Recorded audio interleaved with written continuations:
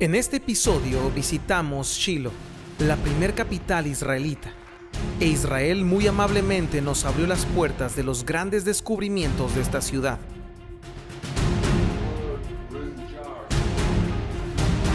Aquí fue donde el Mishkan se estableció y la gloria del Eterno iluminó por algún tiempo las tribus de Israel. You can see an ancient wall to my right. From the ancient wall in the east to the edge of our excavations and that plateau, we have 50 meters. So if the theory is right, at the middle of this place of praying, we should find the stone foundations of the altar. Probably here was the entrance to the holy. And now we're walking inside the holy, where the Kohanim used to light the menorah, the Holy of Holiest, in this place. Pero un golpe doloroso sacudió a las tribus de Israel. Los filisteos tomaron el arca de la alianza. No fue casualidad, ya que el pueblo invalidó el pacto. Algo similar sucedió en el norte de Israel. El rey Jeroboam edificó un altar que los llevaría a la ruina del reino. Para evitar lealtad a Judá y a Rehoboam. Entonces se construyó un templo aquí para evitar que las personas subieran a Jerusalén. Entonces, ¿qué hizo? Cambió la fiesta del séptimo mes al octavo. Cambió el sacerdocio de los levitas por un tiempo, los levitas vinieron con él. Pero cuando vieron lo que estaba haciendo, regresaron. Y aquí vemos el altar. La rebelión de Jeroboam llevó a 10 tribus a la independencia del Eterno y como consecuencia al exilio.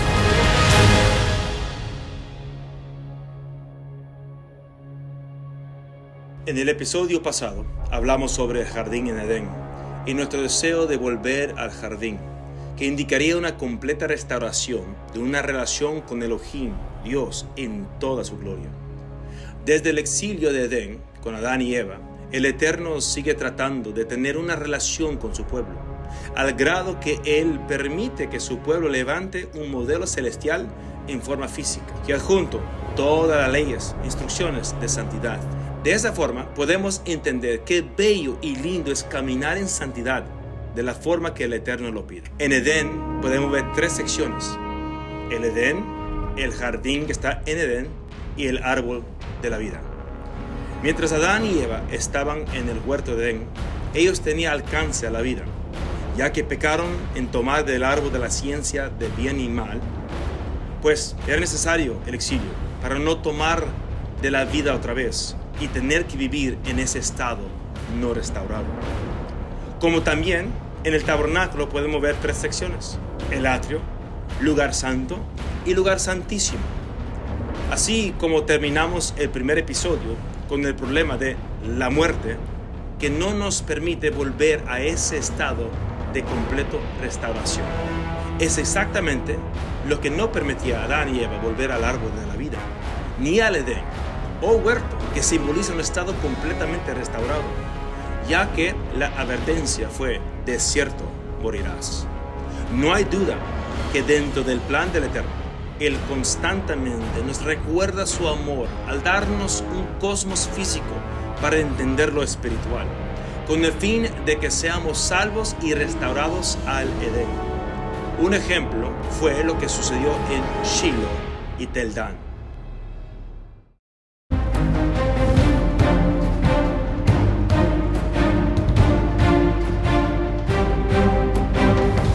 Llegamos a Shiloh y nuestro amigo Israel, quien es guía profesional en este sitio, nos dio la bienvenida. Él creció en este lugar, su esposa es la arqueóloga oficial del sitio, y quién mejor que él para mostrarnos lo que queda de la antigua capital israelita.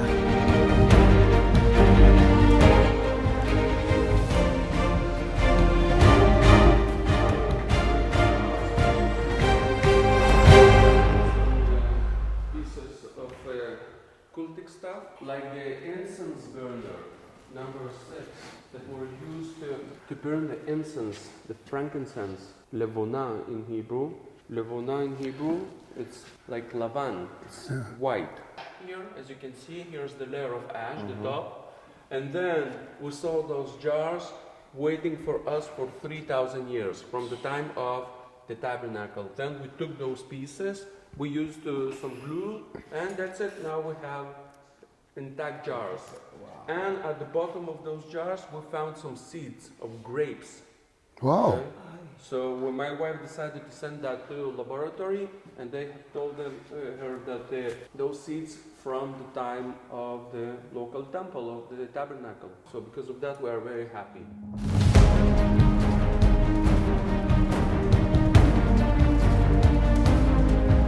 And we have to wash the pottery, to brush it, okay? Because we're looking for some ancient inscriptions, okay? Wow. And if we have enough pieces to glue an entire jar, so then we're very happy. And only because you are my friends, so you are allowed to see the stuff, okay? You can see here the shape of the ancient Coca-Cola cup. That is amazing. Esta es la importancia de entender lo que es la evidencia arqueológica, porque cuando nosotros estudiamos la Biblia tenemos que utilizar todos los recursos posibles.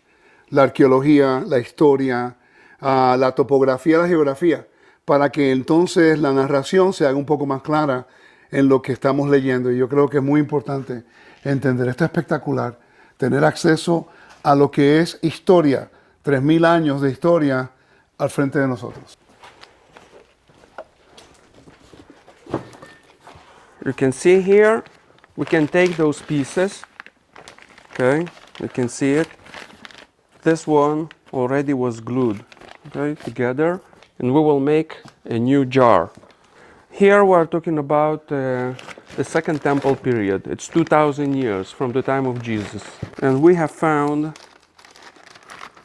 this one. No way. You see it? So they were making a hole inside the shell, and then there was a fluid that was going out, and then there was the tchelet. Okay. Sabemos que viene de este animalito, ¿no? Que les trajeron y tiene huequito aquí. Lo encontraron aquí en Shiloh. Ahora, lo que muchas personas no saben es que el color azul, de acuerdo al antiguo Medio Oriente, representaba lo que era realeza, nobleza o estatus. De este crustáceo se obtenía este color. Se relaciona con Números 15, cuando Dios manda a poner a su pueblo franjas en los bordes de sus vestidos, un cordón tchelet. Se interpreta como azul. Por esta razón, este descubrimiento da mucha luz a las prácticas de los habitantes de Shiloh. Obedecían este mandamiento. En su tzitzit posiblemente tenían tchelet. Divinidad. Quiere decir que el Eterno de Israel, Dios de Israel, le dio un estatus como un reino real. According to Dr. Itzhak Dvira, Professor Adam Zartal, Professor Gabi Barkai, that they were working also in Jerusalem. That way they were marking the vessels that were used in the temple. Okay? And because of that, we have a lot of those in Shiloh on the Temple Mount near the Joshua's altar. And here you can see the southern slope of ancient Shiloh. That is the biblical period, okay? 3,500 years old. Es maravilloso estar en el lugar donde el pueblo de Israel se reunía con el Eterno, buscando la restauración de la comunión como lo fue en un origen, en el jardín del Edén. And what is special about this jar, that you can see on the handle that he has those dots. Los arqueólogos hoy día están seguros, tienen una hipótesis más o menos dónde se encuentra el tabernáculo hoy. We think that Wilson, that was here in 19th century, that he was right. That the temple should be at the northern edge of ancient Shiloh, 50 meters on 25 meters. And there you can see a rectangular, it seems like rock-cut field. And the dimensions are perfect. Between the rock with the tree and the rock with the flags, we have 25 meters. And then you can see an ancient wall to my right. From the ancient wall in the east to the edge of our excavations and that plateau, we have 50 meters. So if the theory is right, at the middle of this place of praying, we should find the stone foundations of the altar. And then here you can see a wall, a massive wall from the edge to the edge. Probably here was the entrance to the holy. And now we're walking inside the holy, where the Kohanim used to light the menorah, the candelabra, and hopefully we will find here the Holy of Holiest in this place. Hemos visto mucha evidencia de la presencia de los israelitas, incluso la ubicación del tabernáculo, pero el Mishkan fue destruido. ¿Por qué un lugar de comunión y perfección puede ser abandonado y destruido? Es increíble, Rico, cómo este lugar aún la evidencia huele de lejos. Por todos lados. Todo lo que tú miras nos da evidencia de que aquí existió y estuvo el tabernáculo. Pero lo que nos trae a consideración este lugar es que aún está en ruinas. Sí. Y nos habla de una tragedia grande. La Escritura dice que donde un día puso Dios su nombre. Él puso su nombre primero en este lugar. Antes de pensar en Jerusalén, dice, lo puso en este lugar. ¿Qué pasó con los israelitas? Todo iba bien. Sí. Venían de lejanas tierras, de todas las tribus venían a celebrar las fiestas. Venían a adorar su nombre. Pero pasó algo con el corazón de los israelitas. Y peor aún, con el liderazgo. Asimilación. La pérdida de valores siempre ha sido el problema interno de Israel. Balaam y Balak nos han enseñado acerca de esto.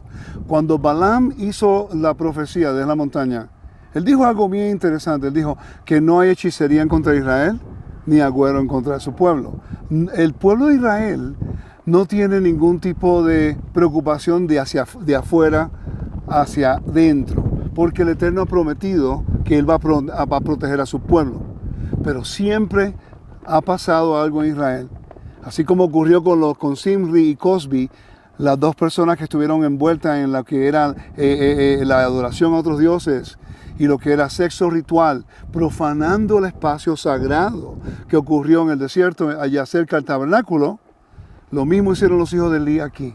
Así es. La Biblia nos dice a nosotros de que en este lugar, en algún lugar en este lugar, los hijos de Elí se acostaban con las mujeres que estaban a la puerta adorando, mujeres que adoraban al Eterno a la puerta del tabernáculo. Wow. Samuel nos dice eso. Ellos se acostaban con ella. El pecado moral es lo que profanó este lugar. Cuando hay pecado moral, la presencia del Eterno no puede morar en ella. Y aun porque su nombre está puesto en este lugar, el pecado de los Kohanim, de los sacerdotes, las personas que se supone que sean la conexión entre el cielo y la tierra, las personas que sean los que dirigen al pueblo de la presencia del Eterno, se habían profanado con el pecado que Dios aborrece. Entonces el Dios justo y Él guarda convenios. Y ellos se convirtieron en opresores. Estaban tomando lo mejor para ellos y sacrificando lo que no era permitido para Dios. Estaban robándole al Eterno. Pero el Eterno levantó a uno entre medio de ellos que se llamaba Samuel, hombre justo que guardaba el convenio. Mira qué interesante. La Biblia está basada en algunos temas principales. Convenio, justicia y bondad, honor o vergüenza, una nueva creación, caos y orden y el espacio sagrado. Si tú eliminas uno de esos temas bíblicos o transgredes uno de ellos, perjudica al resto. Los hijos de Elí, cometiendo ese pecado inmoral en este lugar, causó como si tú lanzaras una piedra en el mar o en un río. Empieza una destrucción. Exacto. Rompiendo el convenio, profanando el lugar sagrado, oprimiendo al pueblo, trajo vergüenza al nombre de Dios.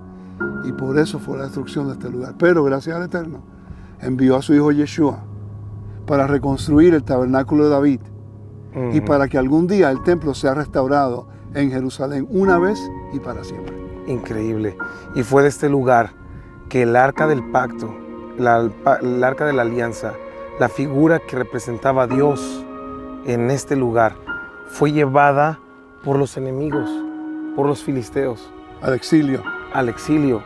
Es algo impresionante cómo es que una vez más se lleva el arca del pacto, es tomada y el nombre de Dios es finalmente puesto abajo. En vergüenza. Y después de eso vemos que el arca del pacto viene otra vez más a tener esperanza en Beit Shemesh. Pero ¿cómo ocurre?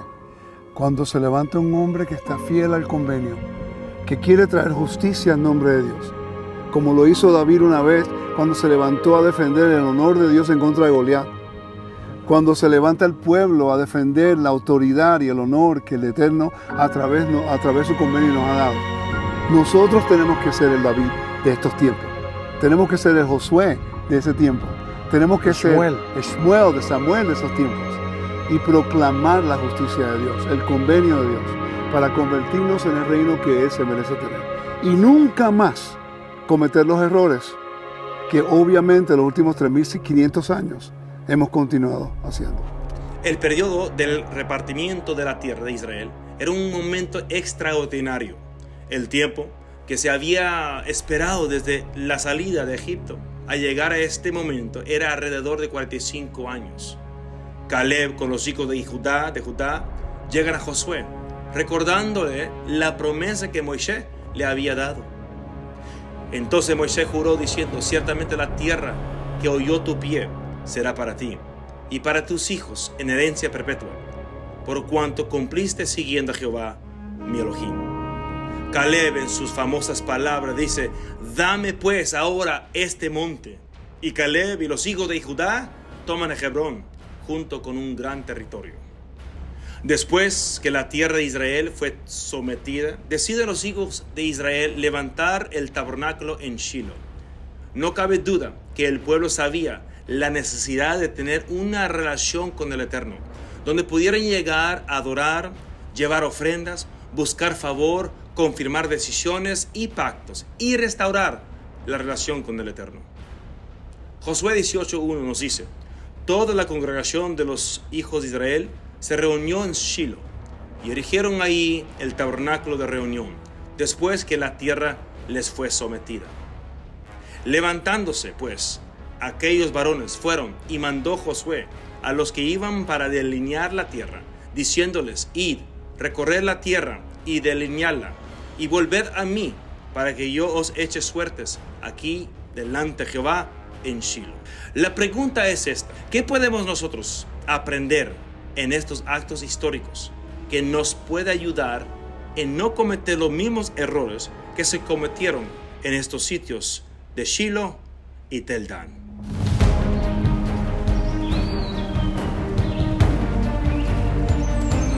Lo que ocurrió aquí, lo que vamos a aprender hoy, es sumamente importante para saber por qué estamos en la dispersión, qué tenemos que evitar y cómo podemos restaurar y rectificar nuestra relación con el Eterno.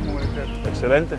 El pueblo está aquí disfrutando de un día de parque con los niños, pero a menos a un cuarto de kilómetro adentro ocurrió la abominación más grande que causó la separación del reino de Israel, Judá, Israel, que ha establecido la dispersión a las 10 tribus al norte que fueron perdidas, como dicen los judaísmos, y estamos sufriendo hoy día de lo que ocurrió en este lugar.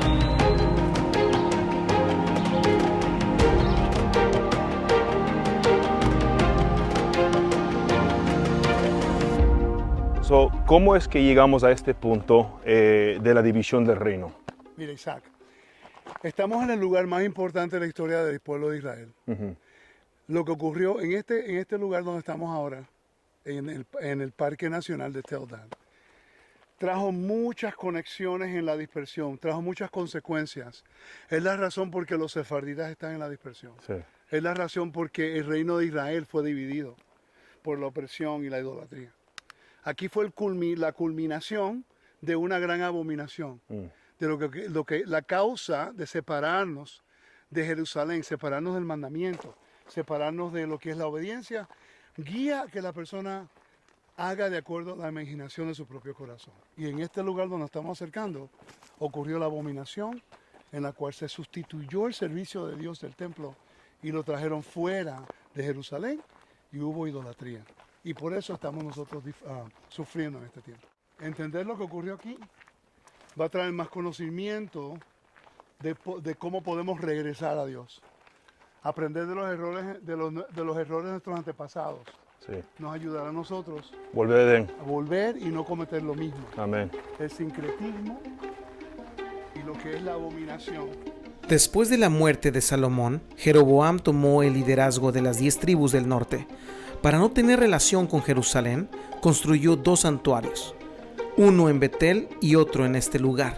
Esto es una copia de algo santo en Jerusalén, pero profanada en la forma que fue construido. Correcto. No es una réplica, porque es muy pequeño, Sí. sino que utilizaron el altar. El altar en el templo era de 19 pies de alto y 100 pies de largo. Mm, Es muy pequeño. sí.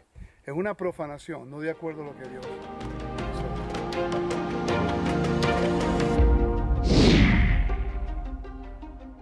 ¿Y por qué Jeroboam quiso hacer este altar, este templo aquí en Tel-Dan? La adoración en el antiguo mundo era sumamente importante para conectar lo que era un gobierno con la deidad.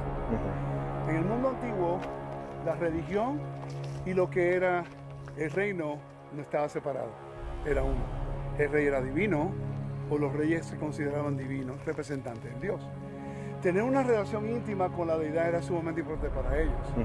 Cuando el reino fue dividido, el miedo que tuvo Jeroboam fue de que la gente subiera a Jerusalén para la fiesta, porque es un mandamiento levítico.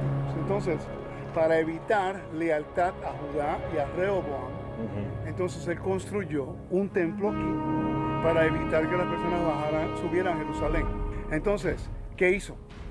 Cambió las fiestas del 7º mes al 8º. Wow. Cambió el sacerdocio de los levitas por un tiempo. Los levitas vinieron con él, pero cuando vieron lo que estaba haciendo, regresaron. Sí. ¿Ok? Y después también lo que ocurrió, él cambió lo que se llama los tiempos sagrados. Y aquí vemos el altar. El altar, ¿cómo sabemos? Pregunta a usted. Si tú vienes a este lugar, ¿cómo tú sabes que esto no es un altar ordenado por Dios? ¿Cuál vendría siendo una de las señales que nos demuestra a nosotros como creyentes en el Mesías o en la Biblia? De aunque puede ser un altar y podrían haber sacrificios en este lugar, ¿cómo tú sabes? ¿Cuál es la prueba que esto no es un altar de Dios de acuerdo a la Escritura? Lo que estamos viendo. En la Biblia, el libro de Levítico nos dice que para subir al altar tiene que haber una rampa. Aquí hay escalones para no descubrir su desnudez. ¿Okay? Y la desnudez tiene que ver en el tiempo de Egipto.